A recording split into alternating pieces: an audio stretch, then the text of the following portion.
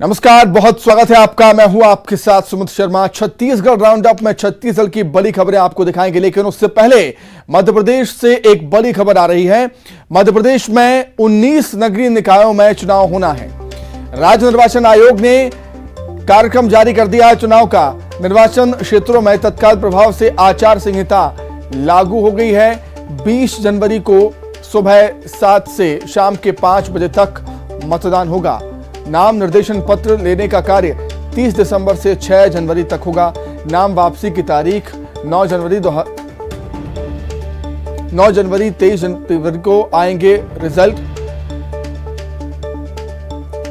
23 जनवरी को रिजल्ट आएंगे। गुना जिले की नगर पालिका परिषद, राघोगढ़ विजयपुर, बड़वानी जिले की बड़वानी सेंधवा और धार जिले की धार मनावर और पीथमपुर में होंगे नगरीय निकाय के चुनाव। अनूपपुर जिले की नगर परिषद जैतहरी, खंडवा जिले की ओमकारेश्वर, बड़वानी जिले की खेतिया, पानसेमल, पलसूद, राजपुर, अंजड़, धार जिले नगर परिषद की धर्मपुरी, धामनौद, कुक्षी, राजगढ़, सरदारपुर और डही में होंगे चुनाव।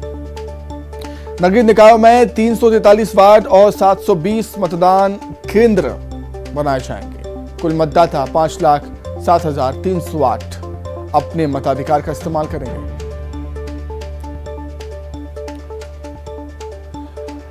अधिक जानकारी के लिए सीधे भोपाल का रुख कर लेते हैं। वासु चौरे हमारे साथ जुड़ गए हैं। वासु, कार्यक्रम आ चुका है और अब तैयारियां होंगी।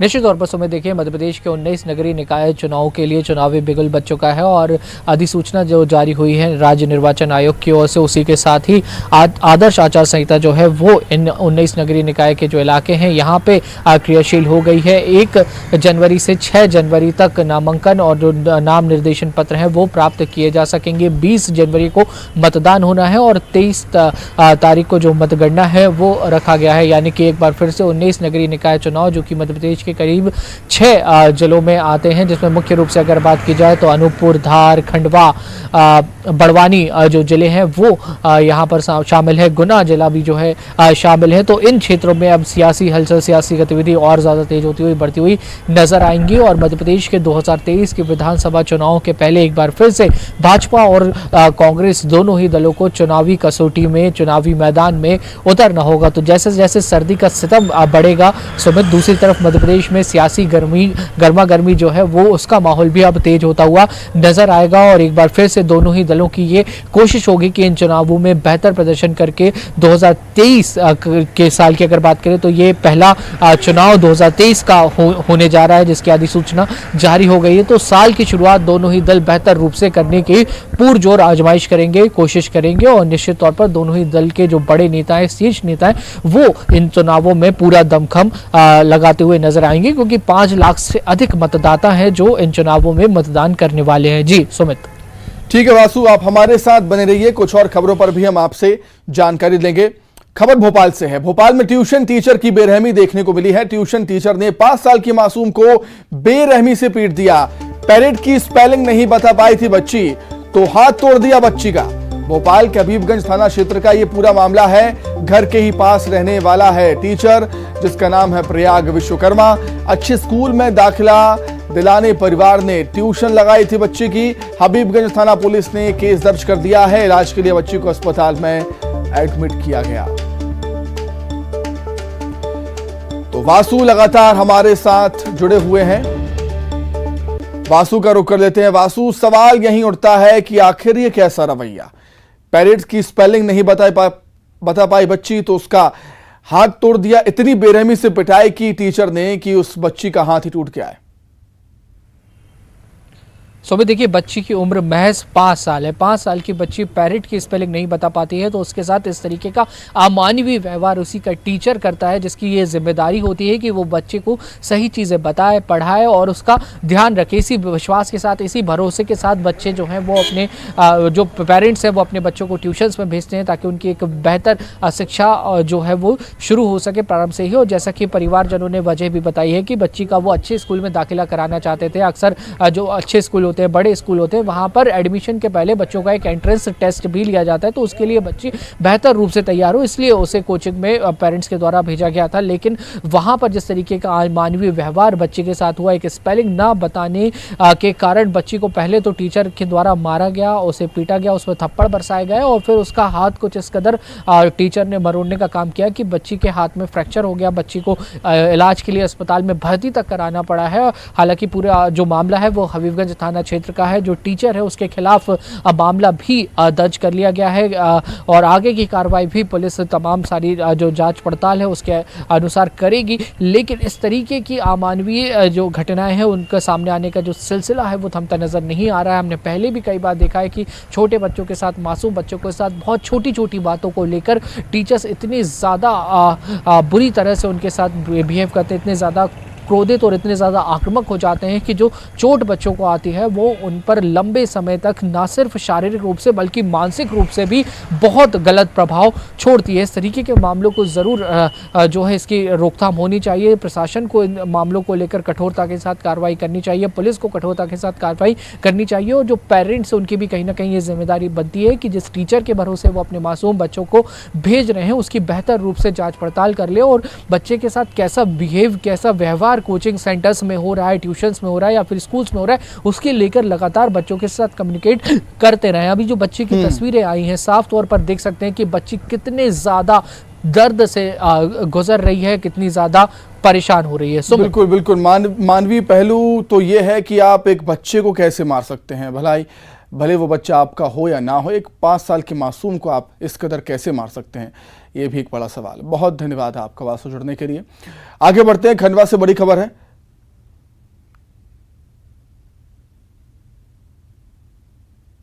किसने मारा तुम्हें? सर ने? किस बात पे मारा? क्या पूछ रहे थे, कैसे मारा उन्होंने? पेरेंट की स्पेलिंग पूछ रहे थे, आपने नहीं बताया तो मारने लगे। इतनी तेज मारा कि हाथ तोड़ दिया। हाथ मोड़ा कि धक्का दिया? हाथ मोड़ा, उसके बाद से ही टूट गया ये। फिर हाथ बस मोड़ा जोर की, इसलिए। अच्छा, जोर का हाथ मोड़ा उन्होंने? हाँ, वो चटक गया वो। अच्छा, ठीक है।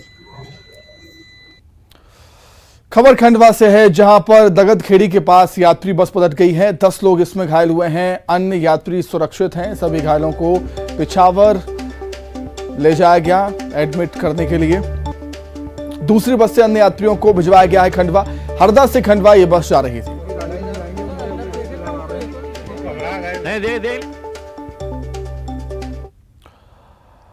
धमतरी से बड़ी खबर है, लेह लद्दाख में तैनात जवान, सेना के जवान की मौत हो गई। मराठा रेजिमेंट में पदस्थ जवान मनीष नेताम धमतरी के खरेगा गांव का रहने वाला था। ड्यूटी के दौरान सांस लेने में जवान को दिक्कत हुई और इलाज के दौरान जवान की मौत हो गई। ग्राम खरेगा में जवान का अंतिम संस्कार किया जाएगा।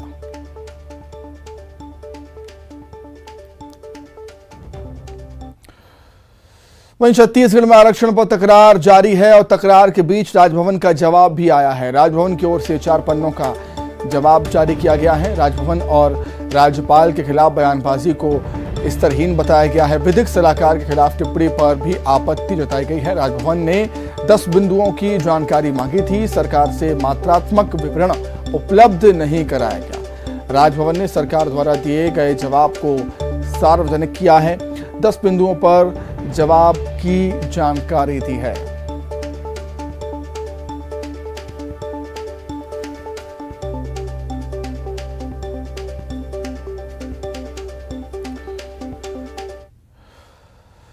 रायपुर से बड़ी खबर है, राजभवन से जारी पत्र पर कांग्रेस ने बयान दिया है। कांग्रेस संचार प्रमुख सुशील आनंद शुक्ला का बयान है, बीजेपी के नेताओं के बयानों का अनुसरण राजभवन से होता है। राजभवन की मर्यादा स्वयं भी गिर रही है।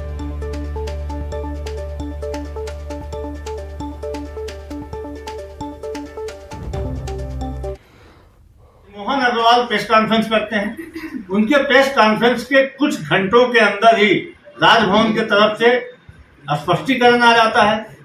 इसका क्या आशय है? भारतीय जनता पार्टी के नेता बयानबाजी करते हैं, राजभवन की तरफ से वैसा ही आचरण आ जाता है।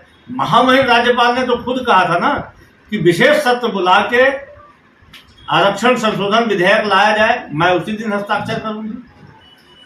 सरकार ने विशेष सत्र बुला के सर्वसम्मति से आरक्षण संशोधन विधेयक पारित करवाया। गलती कहां से हो रही है? छत्तीसगढ़ की जनता सर्व समाज के हितों का मामला है 27 आरक्षण, और इसमें राजनीति भारतीय जनता पार्टी कर रही है, राजभवन के आड़ में कर रही है। यह दुर्भाग्यजनक है कि राजभवन को खिलौना बना लिया गया है। लेकिन छत्तीसगढ़ की जनता के हित में छत्तीसगढ़ के विधानसभा से पारित विधेयक के बारे में जिस प्रकार से आचरण राजभवन की तरफ से दिखाया जा रहा है, विशेष तौर पे भारतीय जनता पार्टी के नेताओं के बयानों का अनुसरण राजभवन से होता है, उसके कारण राजभवन की मर्यादा स्वयं गिर रही है। बिलासपुर से बड़ी खबर। स्कूल शिक्षा मंत्री प्रेमसाय सिंह टेकाम ने बयान दिया है। आरक्षण के मुद्दे पर बीजेपी पर निशाना साधा है। कहा है बीजेपी आरक्षण पर राजनीति कर रही है। इसकी नीति और सरकार की नीति बिल्कुल साफ है। अब ये जो लोग, जब विधेयक नहीं लाया गया था तब भाजपा के लोग पूरा आंदोलन कर रहे थे कि आरक्षण मिलना चाहिए। आज वो लोग दबाव क्यों नहीं दे रहे राज्यपाल के ऊपर? उस समय तो दबाव था सरकार के ऊपर कि सरकार नहीं करना चाहती है। हर जगह आंदोलन, हर जगह धरना, घेराव, मंत्रियों के बंगले का घेराव हो रहा था। आज जब अटका है राज्यपाल जी के यहाँ, कौन भाजपा वहाँ जाके बोला कि साइन करना चाहिए? आज क्यों धरना दे रहे हैं? आज क्यों नहीं घेराव कर रहे हैं? आज क्यों नहीं वो लोग आगे आ रहे हैं? क्यों बयानबाजी नहीं दे रहे हैं? क्यों दबाव नहीं दे रहे हैं कि उनको साइन करना चाहिए? आज भाजपा लोग कहाँ छुपे हुए हैं? महेंद्रगढ़ नगर पालिका में पिछले 10 सालों से सुरभि पार्क में स्विमिंग पूल का निर्माण किया जा रहा है। 1 करोड़ 61 लाख में बनने वाला ये स्विमिंग पूल पिछले 10 सालों में 73 लाख खर्च होने के बाद भी अब तक नहीं बन पाया और स्विमिंग पूल खंडर में तब्दील हो गया। स्विमिंग पूल में लगी लाखों की मशीनें जंग खाकर कबाड़ में तब्दील हो चुकी हैं। वहीं अब नगर पालिका अध्यक्ष ने मामले में संज्ञान लेते हुए नए सिरे से स्विमिंग पूल बनाने की बात कही। फाइल भी मेरे पास उस समय नहीं थी। बाद में हमने एसडीएम से फाइल को मंगवाई कि स्विमिंग पूल को आगे बढ़ाई जाए और आगे स्विमिंग पूल बनाया जाए। तो फाइल में भी ऐसा कुछ जांच में न कुछ लिखा गया, एज इट इज फाइल वापस कर दिया गया। तो अभी कुछ समझ में नहीं आ रहा है कि स्विमिंग पूल को किस तरह से, फिर भी हम अभी वहाँ पे स्विमिंग पूल के अप्रोच रोड भी बना रहे हैं। मैं जब नगर पालिका अध्यक्ष बना, जब प्रचार में गया तो युवा लोग को बहुत सी मांग था कि भैया आप जब चुनाव जितवाएंगे आपको वोट डालेंगे, मगर स्विमिंग पूल चाहिए शहर में। तो मैंने बोले बेटा यदि मैं चुनाव जीता तो जरूर स्विमिंग पूल आपको दिलवाऊंगा। और हमारी सरकार थी उस समय, हमारे अमर अग्रवाल जो नगरीय निकाय मंत्री थे, उन्होंने 1 करोड़ 51 लाख रुपए दिए। 1 करोड़। वर्ष 2013 में स्विमिंग पूल का नगर पालिका से सेंशन किया गया था। ये सेंशन था सुरभि पार्क क्षेत्र में, जहां पे ये आप देख सकते हैं कि 1 करोड़ 63 लाख रुपए का ये पूरा सेंशन किया गया था, जहां पे 73 लाख रुपए अभी तक खर्च किए जा चुके हैं, फिर भी ये खंडर के रूप में अभी भी पड़ा हुआ है। नगर पालिका की प्रशासन की बात करूं तो वर्ष 2013 में भाजपा के अध्यक्ष थे यहाँ पे, उसके बाद जो है कांग्रेस के 2 कार्यकाल रहे हैं। अभी वर्तमान में भी कांग्रेस की सत्ता है, कांग्रेस की स्थानीय प्रशासन है, स्थानीय अध्यक्ष है। आपको बता दूं 1 करोड़ 61 लाख रुपए का जो सेंशन हुआ था स्विमिंग पूल का, वो स्विमिंग पूल ये वही स्विमिंग पूल है जहां 73 लाख रुपए भी खर्च किए जा चुके हैं और खंडर के रूप में तब्दील है। इसके लिए अभी फिलहाल वर्तमान में लगभग लाखों से बने ये रोड को भी बनाया गया है कि ये स्विमिंग पूल तक पहुंचा जा सके, लेकिन स्विमिंग पूल के लिए अभी तक किसी प्रकार की कोई पहल नहीं की गई है। लाखों रुपए खर्च होने के बाद भी खंडर में तब्दील हो रहा है। पिछले 10 सालों से मनेंद्रगढ़ की जनता स्विमिंग पूल की इंतजार कर रही है।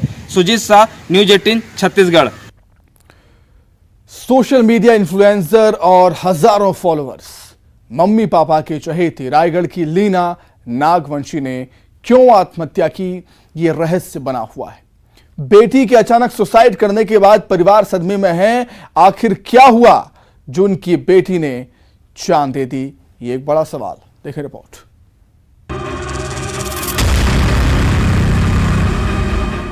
बोल्ड अदाएं, बिंदास लुक, जिसे वीडियो बनाने का शौक था, सोशल मीडिया पर एक्टिव रहने वाली, जिसके इंस्टाग्राम आईडी पर 11,000 फॉलोअर्स हैं, लेकिन जिंदा दिली और बिंदास दिखने वाली 23 साल की social media influencer Leena Nagvanshi मौत को गले लगा लेती है।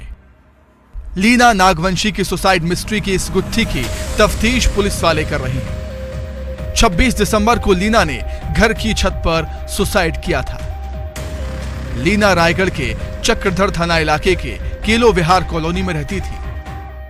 संयुक्त में भाई जैसे अपना नित्य दिन कर्म होता है, सुबह उठना बैठना, चाय नाश्ता करने के बाद अपने घर में 30 टाइप का उसको ना उसके चेहरा में टेंशन देकर हमारे पास ना कुछ ही संबंध है बात की, जैसे नित्य दिन का रहता है रूटीन वैसे अपना चल रहा था। इसको लीना नागवंशी नाम की एक नवयुवती के सुसाइड करने की हमें खबर मिली। थाना चक्रधरनगर ने मौके पर जाकर जो है मर्ग पंचनामा कार्रवाई की और बॉडी का पीएम भी हो चुका है। पीएम रिपोर्ट में प्राप्त है। मृत्यु के कारणों की जो है वो जांच की जा रही है अभी और सभी आयामों से पुलिस जांच कर रही है। घर वालों को यकीन नहीं हो रहा कि लीना ऐसा कदम उठा सकती है। मौके से कोई सुसाइड नोट नहीं मिला है। घर वालों की माने तो लीना को कोई टेंशन नहीं था। उस दिन भी वो सामान्य थी। अक्सर मोबाइल लेकर वीडियो बनाने जाती थी। उस दिन भी छत पर वो गई। सबको लगा वीडियो बनाने गई होगी। उसके बाद अपना वीडियो बनाने ऊपर गई कि क्या करने। अब मोबाइल पकड़ के जाती थी तो अपना कुछ न कुछ डालती रहती थी। तो उनका रोज का लगभग काम था। तब उस संबंध में इतना हमको शक भी नहीं था कि ऊपर गई है। मुझे भी पता चला कि वो टिकटॉक और इंस्टाग्राम और फेसबुक जैसे सोशल मीडिया प्लेटफॉर्म में भी बहुत एक्टिव थी। तो मृत्यु के कारण का जो है इस एंगल से भी जांच की जा रही है। बाकी हम उनकी CDR एनालिसिस, फोन की एनालिसिस, उनके फ्रेंड्स, उनके क्लोज फ्रेंड्स, फैमिली मेंबर्स सभी से बातचीत करके हम कुछ क्लू निकालना चाह रहे हैं।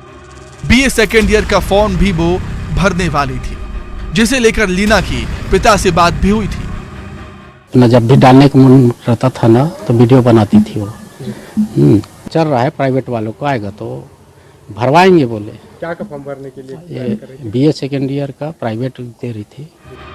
घर वालों के मुताबिक ना तो उसे वीडियो बनाने में कोई रोक टोक करता था, ना ही लीना के सोशल मीडिया में एक्टिव रहने पर किसी को एतराज था। इधर एक रिश्तेदार से लीना की शादी की बात भी चल रही थी। उस संबंध में हमको नहीं बताई कि मेरे को इस टाइप का प्रोग्रेस नहीं हो रहा है, क्यों नहीं। जैसे कुछ भी बोलती थी कुछ भी सामान तो उसकी मम्मी या चौध रहती थी, मैं तो अधिकांश वहाँ रहता था तो ऑनलाइन अपना मंगा लेती थी उसी इच्छा से। हाँ, उसमें भी कोई रोक टेक नहीं करते थे। नहीं, अभी तो ऐसा कुछ प्राप्त नहीं हुआ है। बाकी इससे ज्यादा डिटेल्स बताना अभी इन्वेस्टिगेशन के लिए भी सही नहीं होगा। इन्वेस्टिगेशन में पुलिस सारे एंगल से जांच कर रही है और बहुत जल्द ही आपको इसमें जो है मृत्यु के कारण। जब सब कुछ ठीक था तो लीना ने ऐसा खौफनाक कदम क्यों उठाया? लीना के इंस्टा आईडी में 3 और 4 दिन पहले 2 वीडियो जो क्रिसमस विश वाले अपलोड हुए, जिसकी व्यूज की बात की जाए तो 99,000 और 76,000 थे। अच्छा सर, किसी के ऊपर शक क्या कोई परेशान कर रहा होगा या वीडियोस को लेकर? अब देखिए ऐसे मेरे घर में तो ना उनका कोई सहेली आते थे ना जाते थे, अपने घर में ही रहती थी अधिकांश। अब रही बात मोबाइल से उसका किसी से बात टेंशन कुछ हुआ होगा तो उसको तो मैं खुद नहीं जान रहा हूँ, मैं क्या बता पाऊंगा। क्या मोबाइल और सोशल मीडिया अकाउंट खोलेगा इस सुसाइड मिस्ट्री का राज? आखिर सोशल मीडिया इन्फ्लुएंसर लीना की सुसाइड की मिस्ट्री क्या है? रायगढ़ से हरपाल सिंह खूटे के साथ bureau report, news 18 Madhya Pradesh Chhattisgarh. Korea से बड़ी खबर, गुरु घासीदास राष्ट्रीय उद्यान में दिखा है टाइगर। बालम पहाड़ घूमने गए पर्यटकों को टाइगर दिखा है। वैकुंठपुर से गए पर्यटकों ने कार के अंदर वीडियो बनाया है। पहले भी उद्यान में टाइगर देखा जा चुका है। कोरिया से खबर आपको बता रहे हैं, गुरु घासीदास राष्ट्रीय उद्यान में टाइगर दिखा।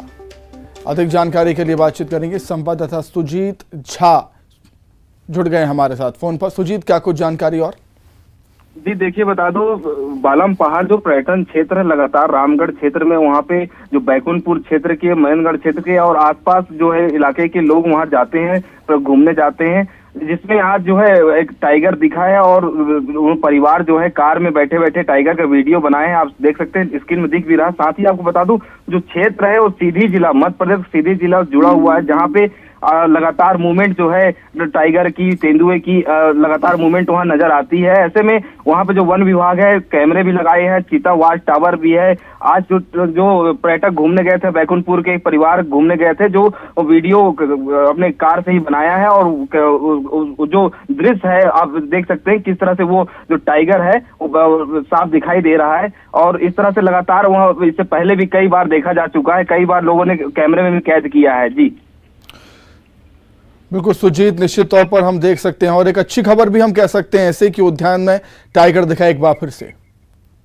जी बिल्कुल, लगातार जो है टाइगरों की मूवमेंट है, तेंदुओं की मूवमेंट है। लगातार सीधी जिला और आसपास जो जिले हैं जहां से लगातार गुरु घाघर राष्ट्रीय उद्यान हो, चाहे पार्क परिक्षेत्र हो, चाहे फिर जनकपुर के बॉर्डर क्षेत्र में लगातार मूवमेंट नजर आ रहे हैं। पिछले दिनों तेंदुओं के लगातार आने जाने की जो मूवमेंट थी, वीडियो सामने आई थी। आज जो है टाइगर का मूवमेंट है। निश्चित रूप से एक बड़ी जो है खबर है। ये एक तरह से कहा जा सकता है कि लगातार जो है टाइगर और तेंदुए की जो आमद हो रही है, लगातार लोग इसका दीदार भी कर पा रहे हैं और पर्यटक को भी लुभाने में प्रयास।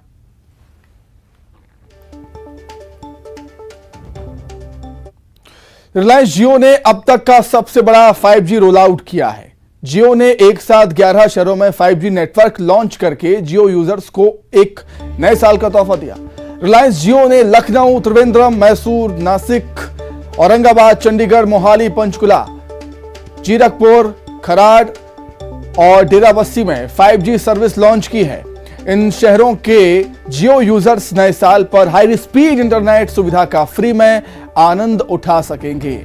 जियो ट्रू 5G नेटवर्क से जुड़े इन नए 11 शहरों के जियो यूजर्स को जियो वेलकम ऑफर के लिए इनवाइट किया जाएगा। इस ऑफर में जियो यूजर्स को फ्री में 1 GB की स्पीड पर अनलिमिटेड डेटा और कॉलिंग की सुविधा दी जाएगी।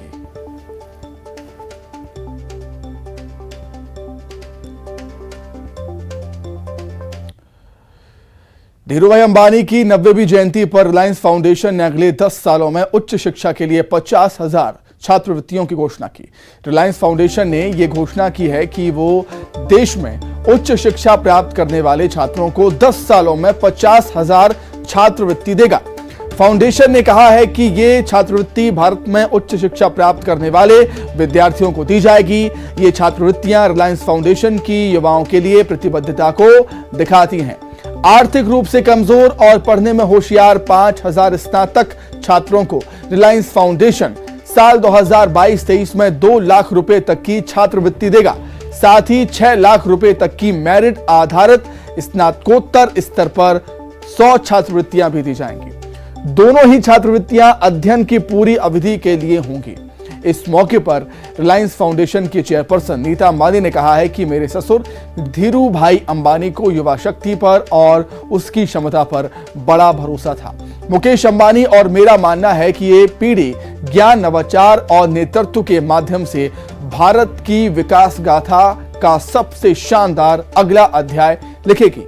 नीता अंबानी ने कहा कि देश की आधी आबादी से अधिक युवा 25 साल से कम उम्र के हैं। देश में उच्च शिक्षा के क्षेत्र में युवाओं की पहुंच और मजबूत हो सके, इसके लिए रिलायंस फाउंडेशन प्रतिबद्ध है।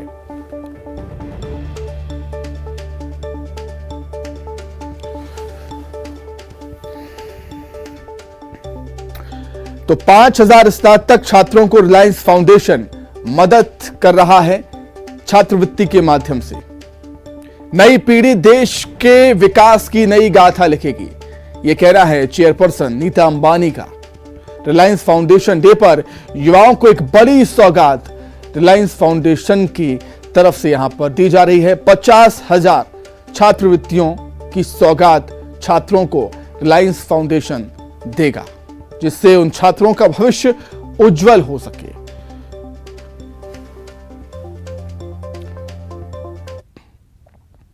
इसी के साथ ही फिलहाल इस बुलेटिन में इतना ही। खबरें लगातार जारी हैं। नमस्कार।